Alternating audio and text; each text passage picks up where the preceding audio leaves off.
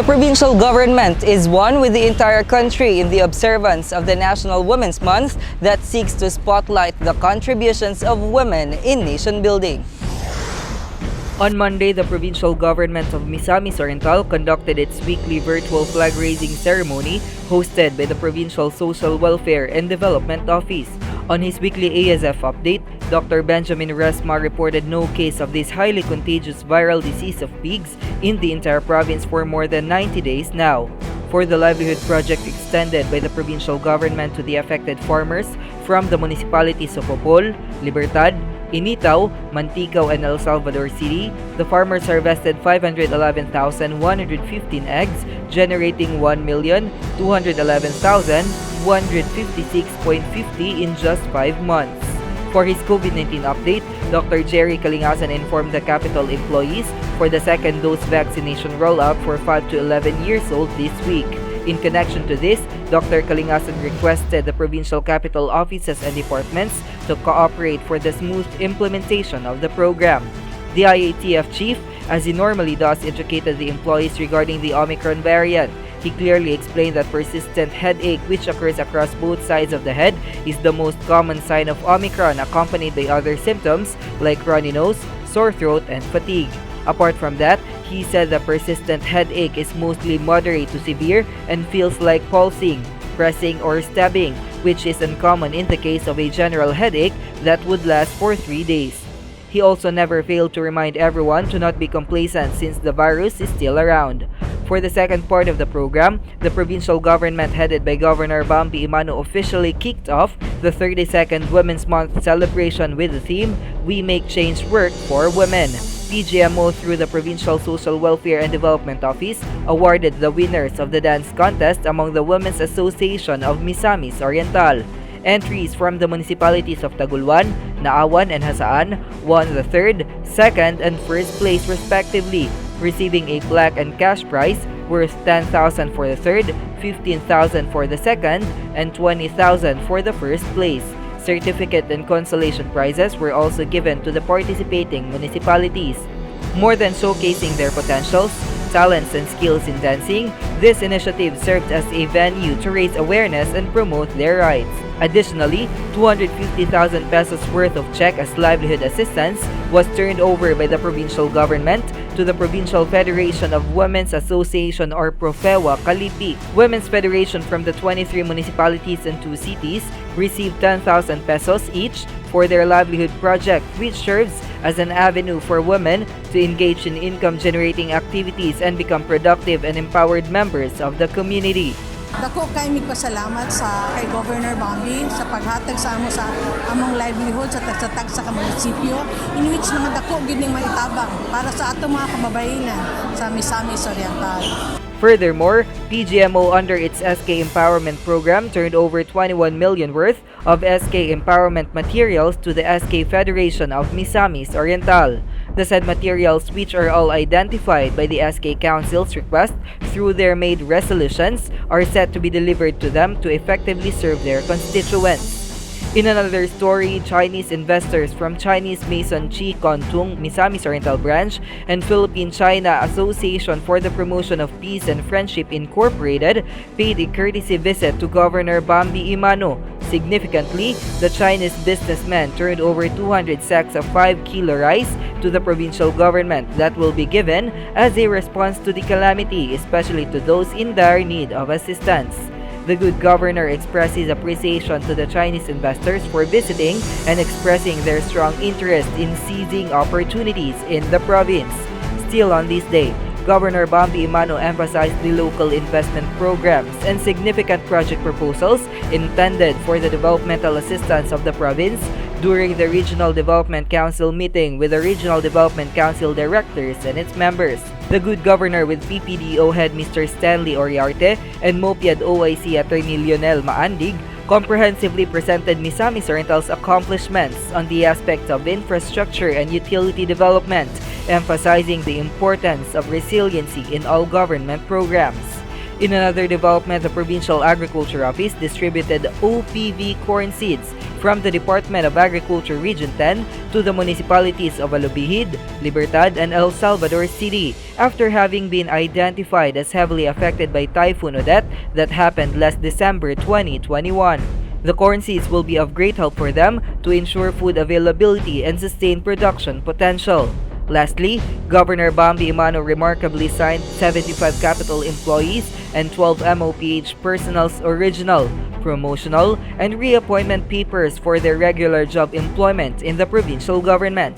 The governor expressed his warm greetings, congratulating everyone for the great privilege they got and hoping that the culture of service will remain in their hearts. Sa imo ka, Gov, thank you kayo sa tanan, kay wala ko na-expect nga bisan hapit na kanang mawala diri sa Kapitolyo, kanang natagaan gyapon ko nimong chance na kanang ma-reach ang akong goal kay isa gini sa akong pangandoy nga masulod og ma-regular diri sa province ko.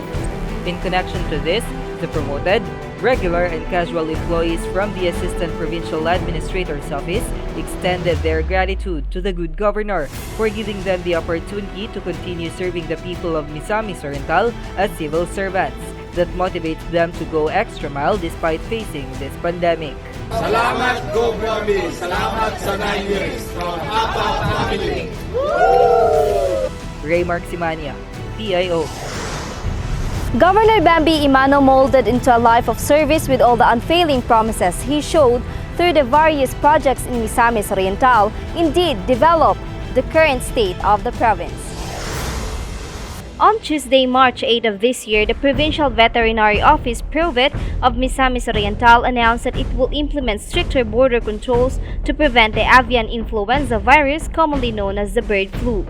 With the present threat of avian influenza, a highly contagious viral disease affecting several species of food-producing, pet, and wild birds in the country, the Provincial Veterinary, together with the Municipal Agriculture Office of Initao and Naawan, have conducted a random visit to different barangays to spread awareness on bird flu and has a survey on the commercial farms presently operating their areas. Several of these commercial poultry farms were also visited for awareness and to encourage them for prompt reporting of unusual mortalities to authorities. Additionally, on the same day, local school board of Misamis Oriental with its chairman Governor Bambi Emano conducted their local school board executive meeting at Kusina Higala restaurant. They have discussed in the meeting were all updates for the implementations of various infrastructure projects for the continued betterment of the education sector of the province, benefiting parents and teachers and most especially the learners. Present in the meeting were LSB Project Manager Ms. Caroline A. Neri, LSB Secretary Mr. Jerome Mundo, Chairman for the Committee Culture and Arts Honorable Gerardo P. Sabal III, SK Federation President Honorable Kerwin Jess Ensol de Villa, DepEd Ms. Or SDS Dr. Jonathan De La Peña, amongst others. Furthermore, Governor Bambi Emano loves every barangay in the province that every time they ask and seek refuge in the provincial capital, he always responds swiftly. The Office of the Barangay Affairs, OBA, headed by Mr. Jenner Alaba, facilitated the monitoring of the completion of the multi-purpose hall with a total project cost of 5,026,990.21 cents at Barangay Mapulog in the municipality of Naawan. Present in the inspection were OBA head Mr. Jenner Alaba together with his staff and Barangay Mapulog Chairwomen Honorable Beverly D. Labatian and Council.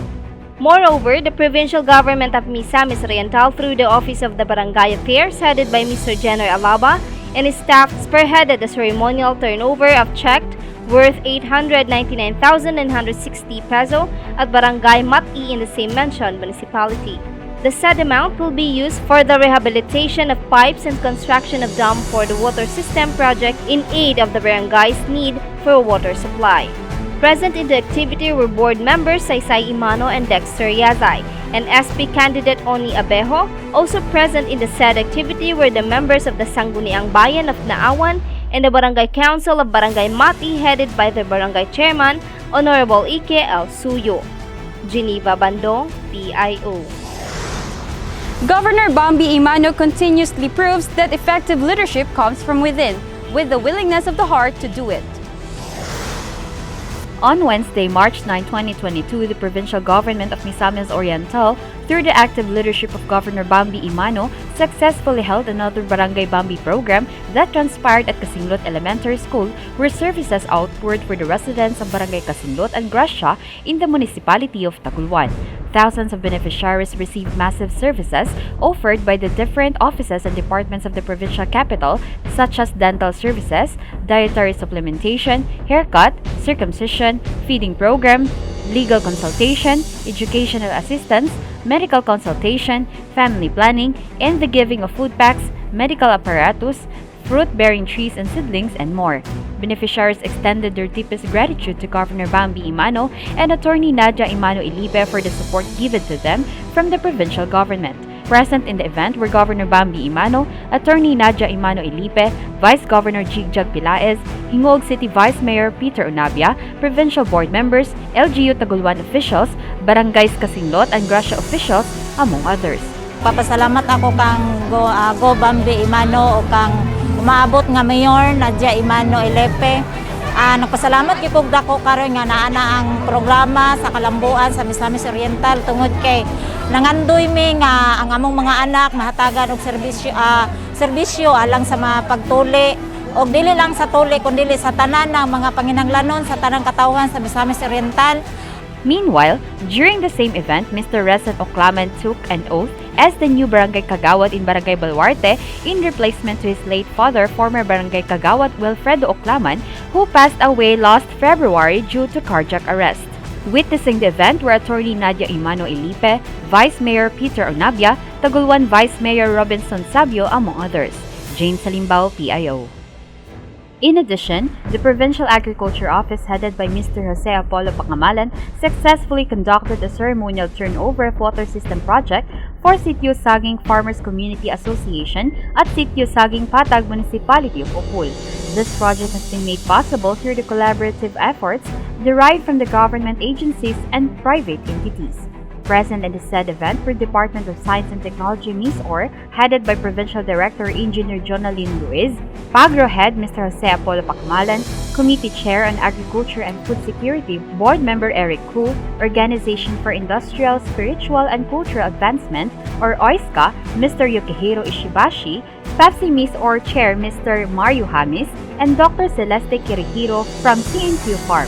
These agencies have been the major key for the establishment of such projects for the development of farmers' lives in the area, whom are very thankful that it's no longer difficult for them for their daily water needs. James Hanbal, PIO.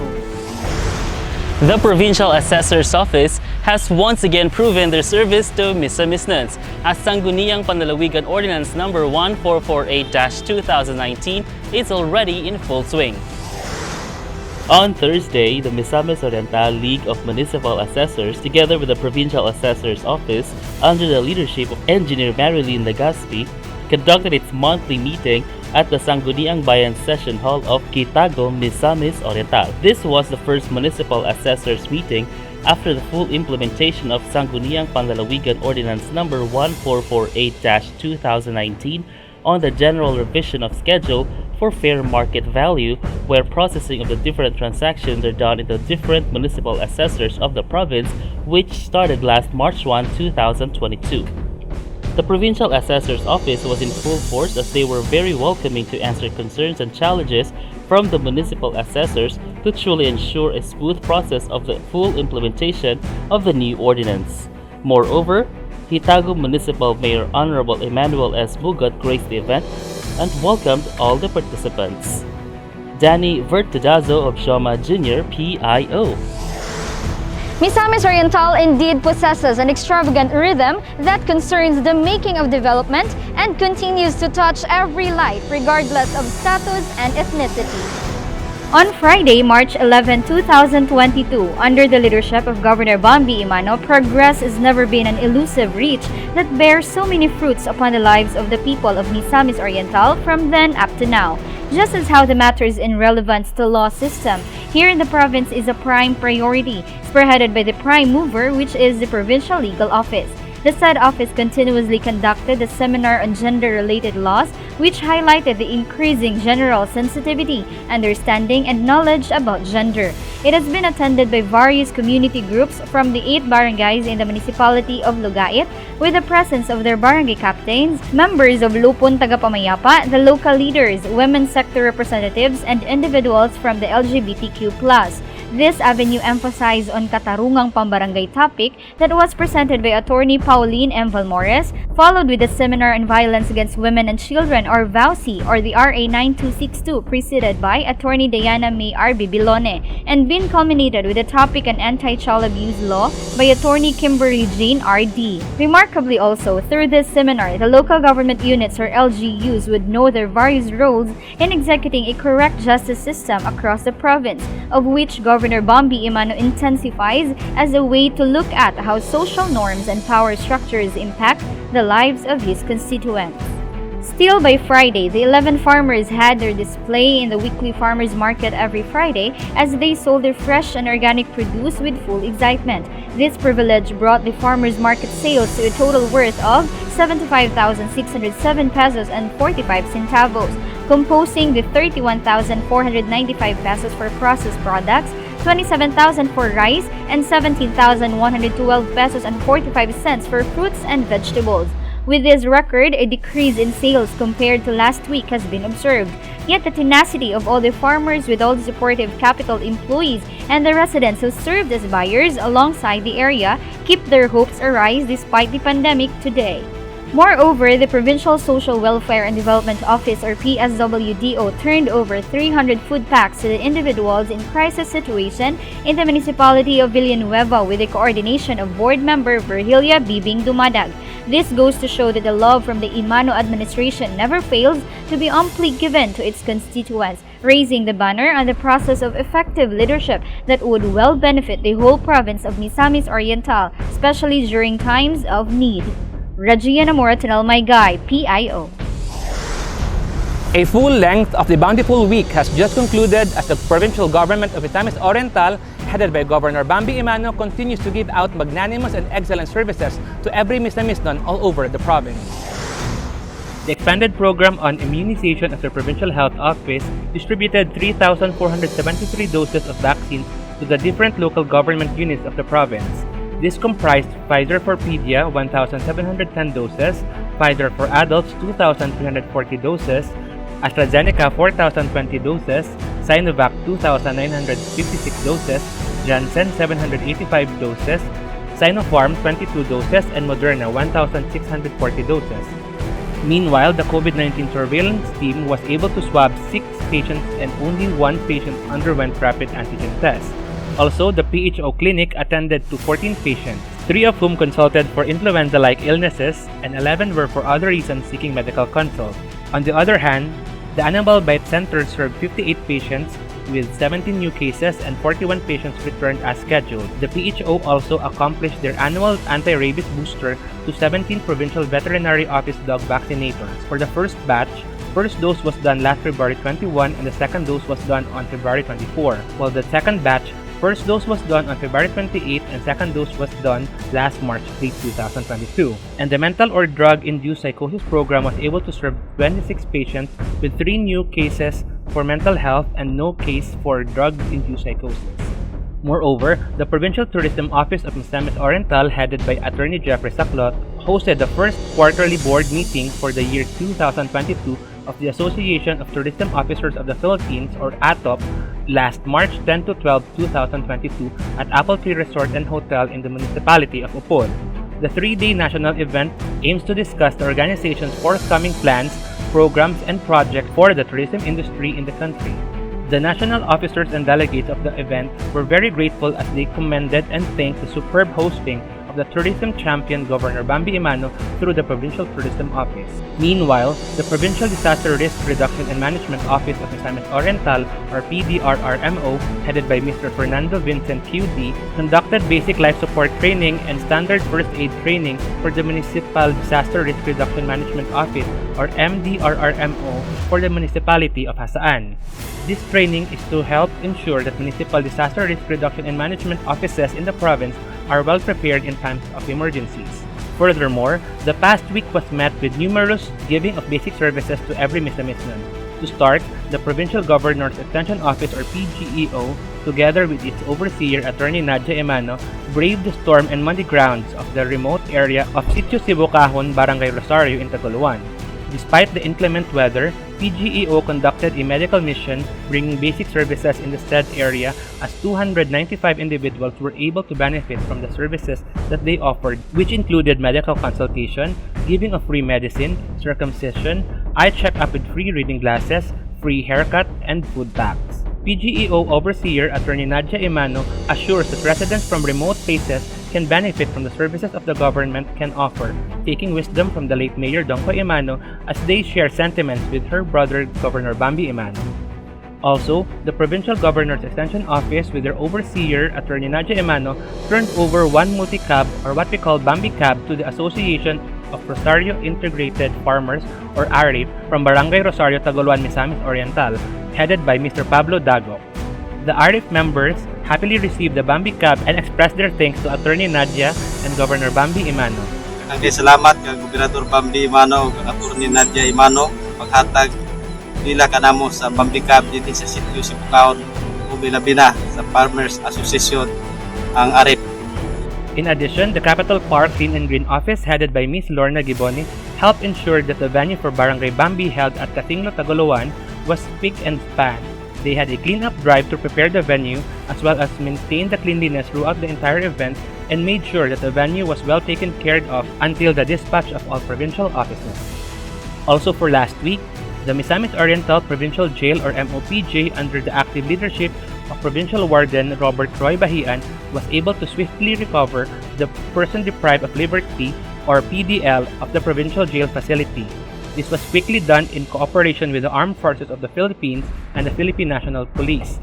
The recovery and tracker team of MOPJ worked 24 hours to ensure that the escapee will be put back to custody the soonest time possible. True enough, just within 2 days, the escapee was brought back to the facility after having been recovered from Porok 2B Mat Claveria, Misamis Oriental. Jesse Andaliasa, PIO.